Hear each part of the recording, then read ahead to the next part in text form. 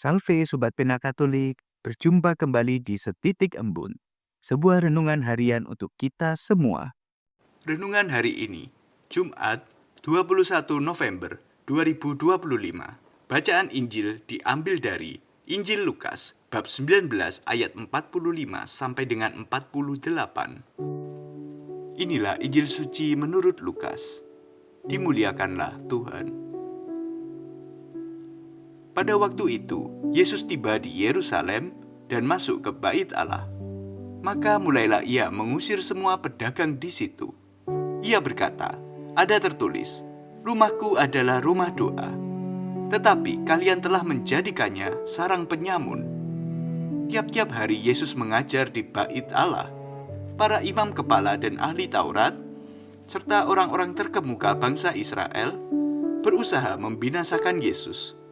Tetapi mereka tidak tahu bagaimana harus melakukannya, sebab seluruh rakyat terpikat kepadanya dan ingin mendengarkan dia.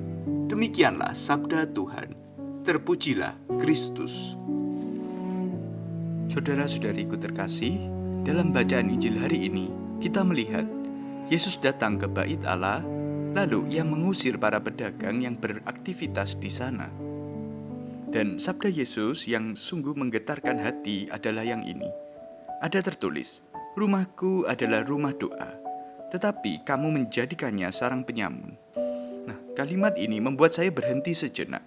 Saya bertanya dalam hati, mengapa Tuhan menyebut mereka sebagai penyamun? Bukankah berdagang itu bukan dosa? Bukankah mereka hanya bekerja saja? Kemudian saya mencoba merenung lebih dalam. Saya menemukan bahwa kata penyamun itu berarti merampas sesuatu yang bukan miliknya. Dan saya mulai memahami, mungkin yang mereka rampas bukan uang, tetapi tujuan dari Bait Allah itu sendiri. Tempat yang kudus, yang seharusnya menjadi ruang perjumpaan dengan Allah, diubah menjadi tempat transaksi demi kepentingan pribadi. Saudara-saudariku terkasih, bayangkan, Anda adalah seorang ayah atau ibu, lalu satu hari anak Anda datang tiba-tiba manis sekali, memeluk Anda, berbicara lembut, begitu perhatian. Setelah itu barulah ia berkata, "Pa atau Ma, boleh minta uang, boleh minta ini, boleh minta itu." Dan ketika keinginannya terpenuhi, ia pergi begitu saja, tidak ada lagi perhatian, tidak ada kedekatan, hanya mendekat ketika membutuhkan sesuatu saja. Bagaimana perasaan Anda? Pasti sakit ya, sedih, karena cinta Anda tidak dibalas dengan cinta, tetapi dengan memanfaatkan saja. Saudara-saudariku, demikian pula lah Allah. Betapa sering kita datang kepada Tuhan bukan untuk mencintainya, tetapi untuk memperoleh sesuatu daripadanya. Bukan untuk memuliakan Dia, tetapi untuk memenuhi keinginan kita sendiri.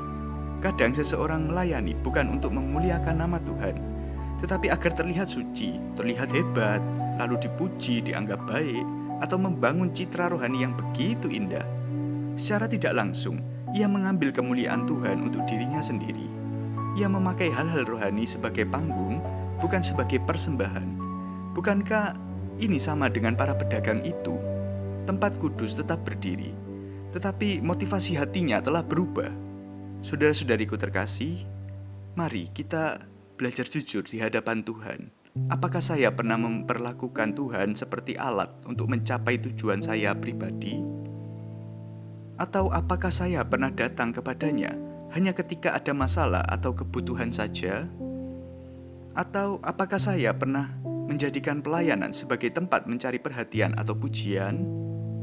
Atau apakah saya pernah membawa kepentingan pribadi saya ke hadapan Tuhan, bukannya mempersembahkan semuanya bagi kemuliaan-Nya? Mari saudara-saudariku terkasih, kita belajar dari Tuhan dan Guru kita Yesus Kristus. Dalam bagian akhir bacaan hari ini, kita melihat bagaimana banyak orang terpikat pada Yesus dan ingin mendengarkan Dia. Ia punya pengaruh yang besar dan nama yang baik. Namun Yesus tidak pernah menggunakan itu untuk keuntungan dirinya. Ia tidak menuntut kehormatan, fasilitas, atau bahkan popularitas. Segala yang ia lakukan, bahkan sampai rela wafat, semata-mata semuanya itu demi kehendak Bapa dan keselamatan kita semua. Yesus mempersembahkan seluruh dirinya. Ia memberi tanpa menuntut. Ia mengasihi tanpa syarat, dan Ia mengundang kita juga untuk belajar dari kerendahan hati itu. Mari saudara-saudariku terkasih, kita mempersembahkan kembali hidup, keluarga, pekerjaan, pelayanan, waktu, harta, dan talenta-talenta kita sebagai persembahan murni kepada Tuhan, agar hidup kita menjadi kemuliaan bagi-Nya. Marilah kita berdoa dalam nama Bapa dan Putra dan Roh Kudus. Amin. Allah Bapa yang Maha Kasih, kami bersyukur atas sabda-Mu hari ini yang membuka mata kami untuk melihat bahwa Engkau layak dicintai bukan karena apa yang dapat Engkau berikan, tetapi karena siapa Engkau sebenarnya. Tuhan, ampunilah kami jika kami masih datang kepadamu dengan motivasi yang salah, ketika kami memanfaatkan Engkau demi kepentingan kami sendiri. Curahkanlah Roh Kudus-Mu ke dalam hati kami, agar kami mampu mempersembahkan diri kami seutuhnya, pekerjaan kami, pelayanan kami, dan seluruh hidup kami hanya bagi kehendak-Mu. Jadikanlah kami anak-anak-Mu yang setia, yang mencintai Engkau dengan hati yang murni. Demi Kristus Tuhan kami. Amin. Dalam nama Bapa dan Putra dan Roh Kudus. Amin. Salve, Tuhan Yesus memberkati kita semuanya.